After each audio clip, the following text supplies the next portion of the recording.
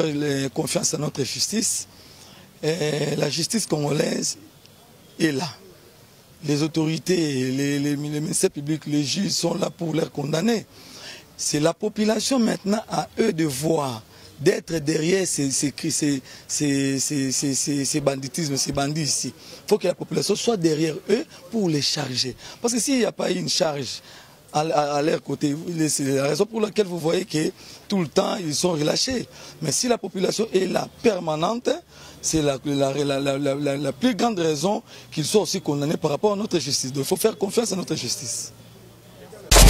Balobi Kin France Télé. Na mwana kanko na botami na kanko me na vanda suku na tena longwa depuis année 2007 ti lelo ne na zonga a na mabele o na viva a me makambo lekani ya lobi ngane na kanyi mwana o me komi ke ngai susu na misi ba macheti na compagnie sute ti bakanga boyi abima mbalokuta ngai na ndawo leka na lobi ba 20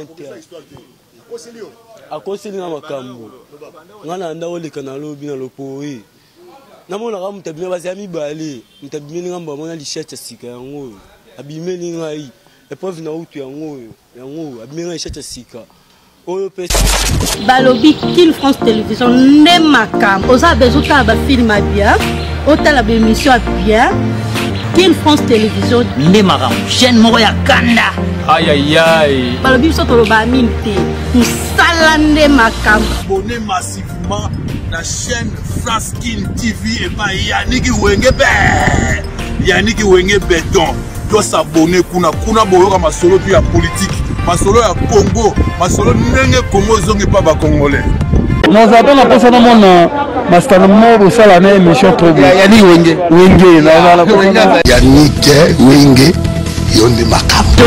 Kin France Télévision ne makam musala ne makam.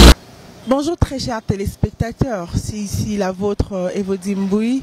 Alors comme toujours, avant de commencer, je vous prierai de vous abonner. Nous sommes ici, vous me suivez sur Kin France TV.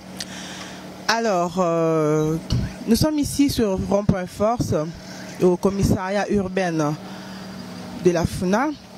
Il nous a été signalé que le fauteur de troubles, ceux qui terrorisent la population, la nation de Kinshasa, communément appelés les Kuluna, ont été arrêtés.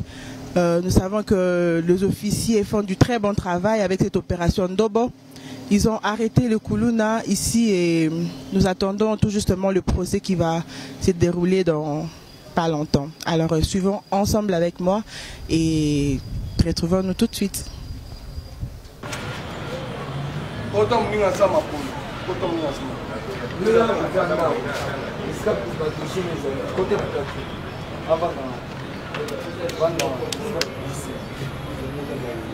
Wapi bato yo oyo ezwaki yo kita mata kuna bata samedi mata te bata samedi ne kita na se yo kita yo mata kuna yo mata yo tozoki yo bazo samedi kita na se yo bazo samedi kita na se yo bazo que jour samedi na puto ya tala hawa yo oh tombola mutu mukolo ole omo simba mashaka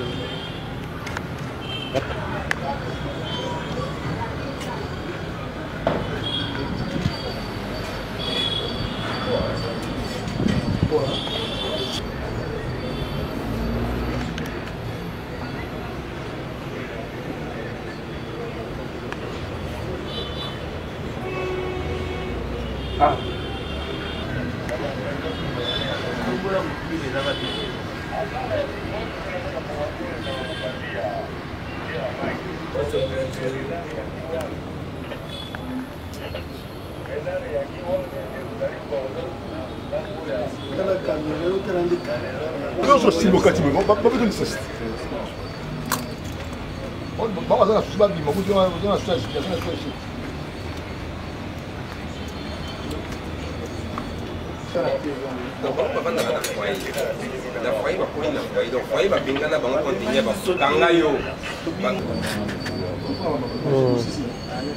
Bonjour, messieurs les journalistes. Mingi Baye Bagalote, Bazomonoka na TV, partout.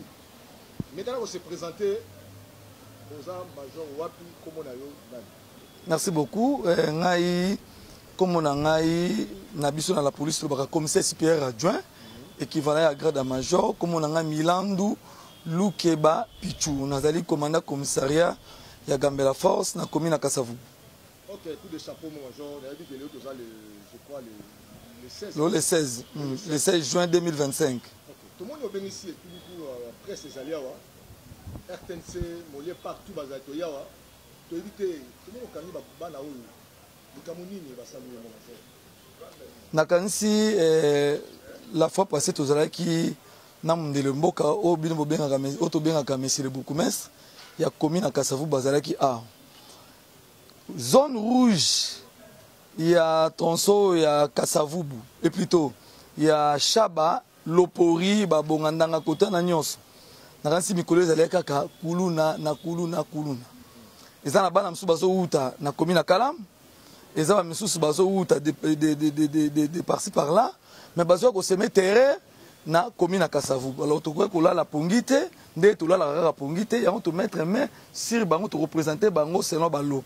Ok, rapidement, mon major, bana hôtel c'est sur mongo na forfait avant basali, côté bâtiment basali de basali. Ok, merci. Batali bosso ozo mono. Telema bino batali bosso telema. Les trois au beau telema.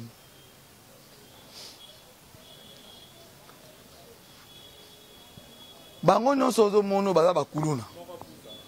Bango nyonso misatu 1 2 3 baza bakuluna. Ye bazaka na baranki na bango ya baikiri na bango bandakala entre bango. C'est lié à ce qu'on accusé, yé pas ce qu'on accusé. Mais bango mi balé baza ba camarade. Lobby kaka ya lobby na dimanche vers 20h. Yi bango bakangi bango na machette ya sika.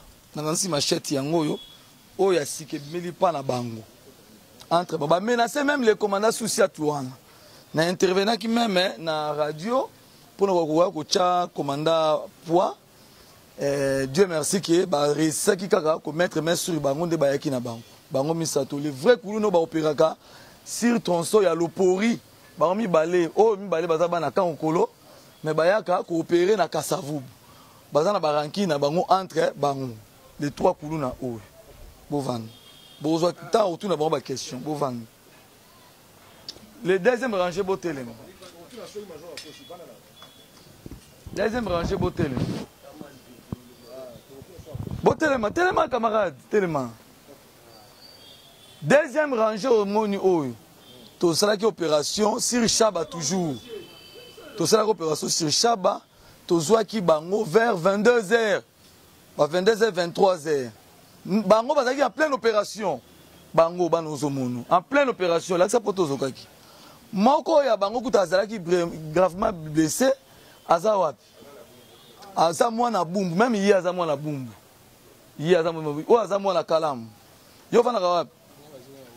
Ovana wapi yena lisala yo vana wapi na sandoa donc yo mwana Kasavubu mwana kalamu olobaki na ngoza mwana ya kalamu utaki na babenga ngo nini na mwana Kasavubu na lopori bon comprenez hein c'est pas grave mais aimse ngaki aza mwana kalamu esiko bitume bunda mambangu na kalamu makasi kuna na kimbangu yo tozaki appareil et utaki pa nani téléphone et mari pas nani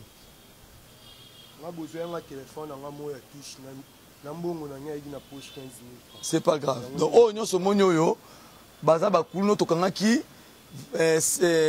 samedi vers 22h 23h en pleine action bango tokutaki bango en pleine action nde toyeki to mettre mais sur bango nyonso ozomono zonga sima en pleine action bango nyonso tokutaki bango en pleine action kamaka telema lamu bango nyonso tokutaki bango en pleine action na 22h tozo na china ba 23h na ba machette tozoki misusu bakimaki moko ya bango oya ye asaka na bumbu asokaki pota munene je crois ba kenaki na hôpital ti famille na bango kenaki kozwa parce que azali vraiment na pota mungo ya makasi ya munene ba hôpital mususu balingi kozwa iti bovan botelema yo telema ye oyo bakangi tokangaki ye pe na lichette na ye yango oyo awa kaka wana sur force awa na force Chaba na lichette et puis azoyiba nini ayibi nde ketch oyo babenga yango yeste azotitika ngo na lichette na ye malemi na lichette na ye ayibi yeste azotitika ngo malemi na lichette soki moto abimi apapi ye do tozwaki ye vanda botelema mibale oyo ozomona oyo bango bayefaka mingi bakota badibaya kuna sir Gambela mibale wana ozomona kaka bana mike boye mais bana mabe bazalaka meme na foyer babimisa bango na foyer à cause ya leur comportement baluka na nsima yo kuna baluka na nsima tala bapota do bapota nyonso baluka bien omoni bapota wana nyonso wana bazokisa kaka le même jour pona ye donc la victoire kaka le même jour bazokisa ye mais batu bakangi ye batu ya boulangerie na garde corps ya colonel moko sir Gambela nde bametaki maire sir bango bametrize bango nde basali biso appelle la police toye kozwa bango nde toye na bango bango tu wana baplene na bango bazali compte tenu ya makambo toza nango lelo moye tozela baplene bakoma ezali parce que toza très tôt mais quelques-uns baplene oyo bazali bokoyoka bango le reste peut-être mususu tant que routine bango aki les droits bako rejoindre bango pour ko charger bango pour bazala condamner. OK, moi je porte les gâteaux qui na plaignant moi mituna. Donc tout na moi moto likambo ya petwana. O ya quête. On a le mettre pour que major on a la kisi. Na poda on a la kisi. Mais au lieu de y aller dans la recette, na quête azo tinika keza ya moyibi. Pe ayo kondima. Et si na ebisa bino ke police na biso dali police professionnelle.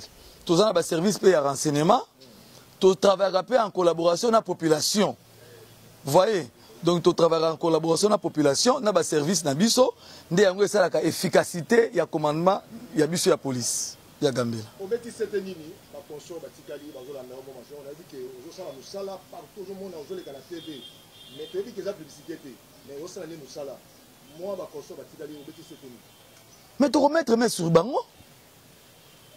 Ce qui va tiki va forfait na bango bazo salaté et que bazo continuer puis tu mettre main sur bango tu retika na kolemba jamais parce que pour la police travaille de 24 heures à 24 heures to le manengeni toza wana pona bango tu mettre main sur bango ce qui bango ba tiki te ba changer bizalélité tu mettre sur main sur bango parce que rôle ya police yali ko kanga ko tinda ki les droits kuna ne ba ko condamner bango pour ba la rééduquer mais o bazo tika la ceux qui ba li ko to saté ah ba ko mona biso derrière bango moi genre comme on a vu la fois passée de la police Congo Bobila et monsieur le commissaire général on a vu la réunion on a vu général na kati ya réunion après c'est avec le secteur na kati ya réunion na makambuya après que je salue mon là c'était na kati ya secteur où il est géré na province de Kinshasa na département na population ba ba de Zabaïba ba no besoin on a kamuzo salue assurance ni je serai ba na kati ya na bidon ya assurance na assurer population bako evrer na paix ndena uti koloba la police to travaillaka 24 heures sur 24 police est là la raté le quoi nous travailler 24 sur 24 tozali kaka pona koluka ke population ya Kasavubu précisément na Gambela force balala na kimia ya on to organiser ba tourner ba patrouille pona koluka kotala bato msusu bazalaka mato mangongi to mettre main sur bango c'est ce que je peux vous répondre.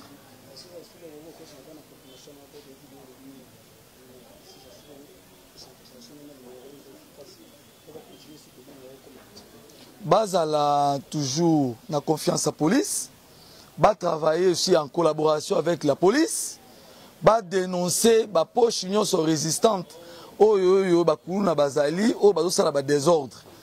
Bango ba travailler na biso toujours en collaboration, pe na assurer bango, pe na ko conseiller bango ba longola ba braver peur. Et si ka bato no so bazo za la déférer, baza la derrière bango ko charger bango pour condamnation na bango et za la penza bo elongo bani. OK, rapidement tout na plaignant. Mon étudiant. Merci mon major. Toujours on a fouta, tout sera plaignant et puis tout est tiré. Tout mon présence na yo ali kamuni maman. Papa, Bano nazaka libosa lopango. Nazali libosa lopango na ndo benga petite sœur na mo faka ya otala nga vers 20h45 bano ke 21h. Na bimisi numéro na ina tchaka na litoy boé na moni ba garçon mo ba bimeli nga liboso na ba machette na pesa téléphone. Nde nazwa téléphone na police na boya ka ba kata ngai. Bazalia. Bazalia ou bien o baninga na bango. Bazali. Bazalia. Mama. Ya wamona ke Major Milan akangi ba akoseli ba makamute na manyoso o cholo ba. Akosi tolo ba vérité. Siko mama ndenge oyo oyo wa ku de sakona Major na ba police na yo sa basali. Non, musala malamu kana bango. Musala ba osala eke liboso parce que ba osala musala malamu. Mama, passe na yo awa to moni na commissariat awa. Tukamuni mama. Ngana yaki awa po bakataki nga saki. Bakati nga saki na uteko zo mwana classe na zo na ba 17h. Bat bazo ya rebele na sima na bon na yokaki bango te. Le bakomka pembe na yoka makela batu le na baluki boenda ko benda na simbi mwana pona tikela bango nzela. Moko sukwa le kai bona zeka na saki bwana akati ngai babandi mbango bakimi. Zaki na mbongo zaki na telefone na ba bluetooth na ba montre na ngai na bilo na kati. Batango baza o bakata kyo. Meka ko la kana moko na to moni. Obanga te ba ko sala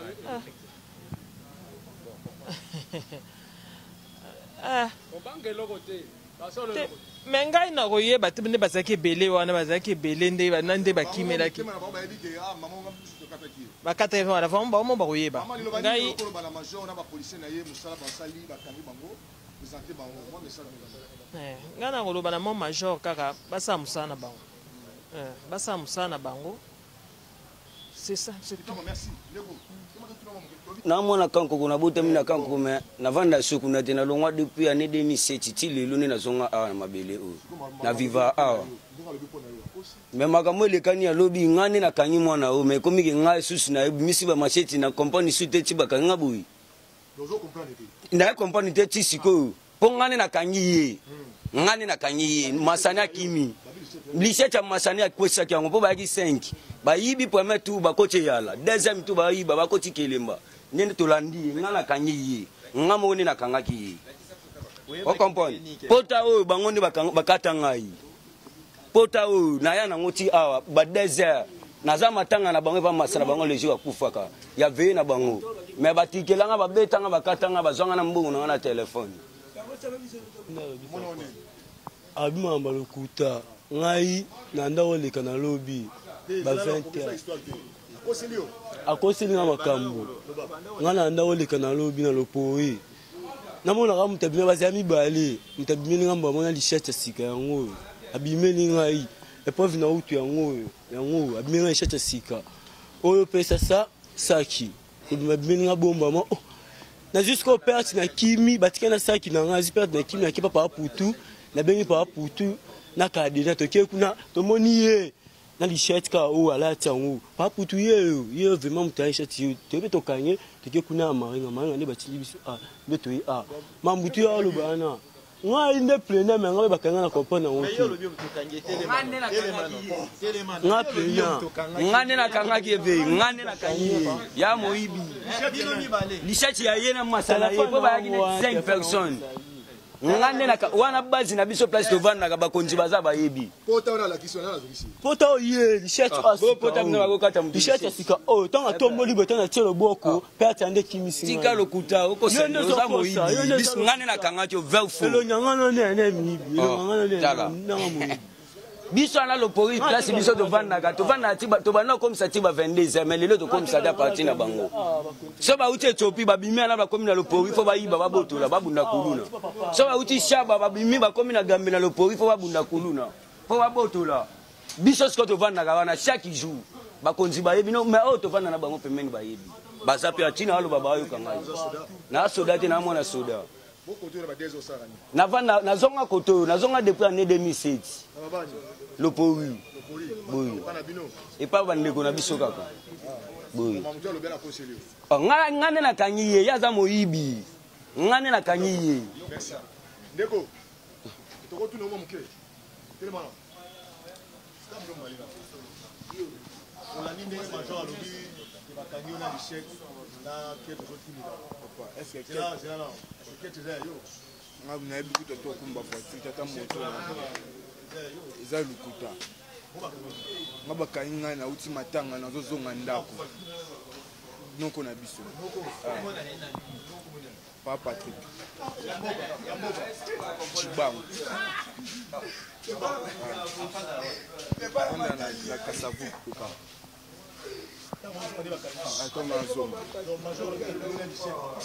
bakangi ngai na lichette na lichette eloko te. La police, notre police d'aujourd'hui, c'est une police de proximité. C'est-à-dire la police, la population doit faire confiance à sa police. Parce que la police est là pour sécuriser les personnes et leurs biens. Donc la population doit nécessairement faire la confiance à notre police qui est leur. Aujourd'hui, vous allez arrêter plusieurs criminels. On a besoin de savoir quelles sont les catégories de criminels que vous avez arrêtés. Précisément, c'est les banditismes urbains qui sont surnommés les Koulouna. Les banditismes urbains, c'est lui qui sont les gens qui mettent la population très mal à l'aise par rapport à leur forfait. Ils opèrent avec les machettes pour appréhender les paisibles citoyens, les empêcher d'évacuer librement de leurs occupations. C'est juste ça. Vous avez quelque chose à dire par rapport à la population? Petit message. Il n'y a pas grand chose à dire à la population, c'est faire confiance, mettre leur confiance dans notre police, car la police travaille en collaboration avec la population. Via les comités locaux de sécurité que le VPM de l'Intérieur avait lancé récemment, la police doit nécessairement travailler avec la population. C'est-à-dire la population doit nécessairement faire confiance à notre police. C'est ce que je peux dire. Retenez ce que vous pouvez retenir pour aujourd'hui. La police a mis la main à vouloir dire à Lingala.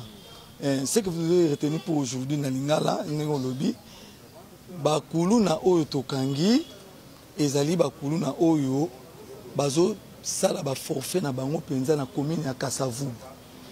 Ce que bino beaucoup retenir na mukolo ya lelo, que la police a présenté Batouana en 20.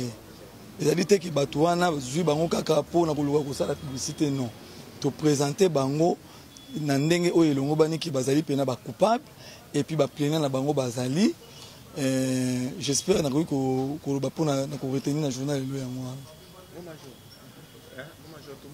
changer système au travail liboso to bande ko mo na bande ki ko kanga ba polita o to lo babele fa ba mais les lots penda to remarquer au komi ko kanga bango moko ba grand mère est-ce que c'est stratégique au komi na au ko pesa pe baninga na o mosisa ba commissariat pour na ko aider et criminalité et qui transit la Kinshasa te biso no so ba instruction ko ute pa ya commandant district na biso ba collègue na nga ba commandant commissariat nga na koloba te ke bo na baza pe ko bandenge moko na ngai musalo nga na zo sala yango pe bango ba ko sala biso no to so waka mitindo ko ute pa ya commandant district na biso le colonel Pascal Sebandon ye pas zo pe mitindo ko ute pa ya commissaire provincial le général Kantou Israël moto na mutunda zali na tana ye na ba stratégie na ye oyo na lolenge na ye ya kosala musala na tana ye aluka kopesa pona kosala musane bo elongo bani be instruction nyonso e utakaka na esika moko bandeko o ba fana bandako o ba mona ba fuluna mususu ba batama moye ya kodinise donc et na nzela na yo ba koki kwa kufunda bango na lolenge ils peuvent venir dénoncer tous ça na ba numéro de téléphone auto pesi bango tous a deux numéros de téléphone auto pesi bango ngai meko pe ba numéro na nga pe na pesi bango ils peuvent nous renseigner na na ba message na ba nini biso to exploiter pour te mettre main sur bango o bazali ba courager o ba braver peur ba koyi kuya bango moko pe ba ebisi biso que telle cible to ke to tche bango maboko.